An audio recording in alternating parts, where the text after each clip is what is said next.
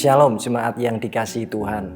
Menjelang hari Paskah, kita gereja Tuhan ingin selalu mengingat, menghayati dan menghidupi pengorbanan Kristus di atas kayu salib, kematiannya dan kebangkitannya itu yang mengubahkan hidup kita. Kita akan baca dari Wahyu pasal yang ketiga, ayat 17 dan 18. Karena engkau berkata, aku kaya dan aku telah memperkayakan diriku, dan aku tidak kekurangan apa-apa.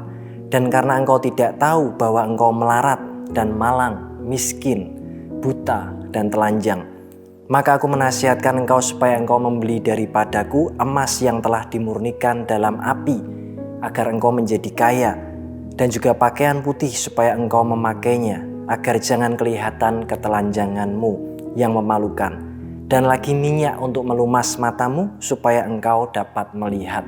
Kepada gereja di Laodikia, Tuhan memberikan peringatan, Dia menegur supaya jemaat ini bertobat dan kembali kepada Tuhan.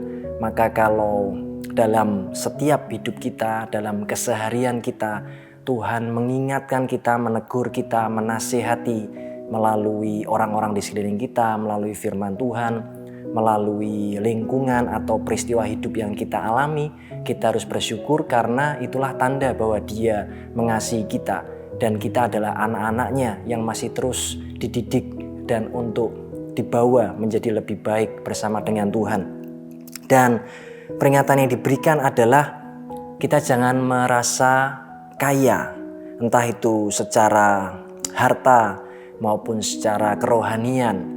Kita harus selalu bergantung kepada Tuhan setiap hari. Apa yang membuat kita bisa terus berjalan itu hanyalah kekuatan Tuhan, anugerah dari Tuhan. Maka sekalipun setiap hari kita harus belajar, tetapi tidak boleh membuat kita sombong, membuat kita merasa mampu, membuat kita lupa diri sehingga kita melupakan Tuhan. Setiap hari kekuatan hidup kita yang sebenarnya adalah ketika kita tinggal dalam Tuhan, ketika kita melekat di dalam Dia, maka Dia sebagai sumber kehidupan kita yang akan terus menuntun, memberikan kekuatan, memberikan hikmat.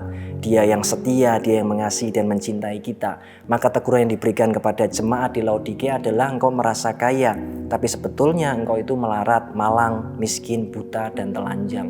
Karena itu hal yang pertama adalah kita harus merendahkan hati setiap hari supaya kita tidak terjatuh di dalam berbagai pencobaan ataupun jatuh ke dalam dosa yang bisa merugikan hidup kita sendiri. Dan setelah itu Tuhan berkata, engkau harus membeli padaku emas yang dimurnikan dalam api untuk memurnikan iman kita, hidup kita, supaya kita dimurnikan dari keinginan-keinginan dunia, supaya kita semakin selaras dengan kehendak Tuhan, supaya pikiran dan perasaan kita selalu dibawa kepada kehidupan yang kekal. Bukan berarti kita sudah tidak berbuat apa-apa di dunia ini, bukan berarti bekerja itu salah. Kita harus melakukan semuanya itu untuk kemuliaan Tuhan, untuk tujuan yang kekal, bukan hanya untuk kehidupan yang sementara di dunia ini. Dan kemudian apa itu pakaian putih? Itulah pakaian kebenaran, keselamatan yang Tuhan sediakan di dalam penebusan Kristus. Kita bisa menerimanya dari Dia kalau kita punya iman, kita percaya dan kita merendahkan hati Dia yang membenarkan kita.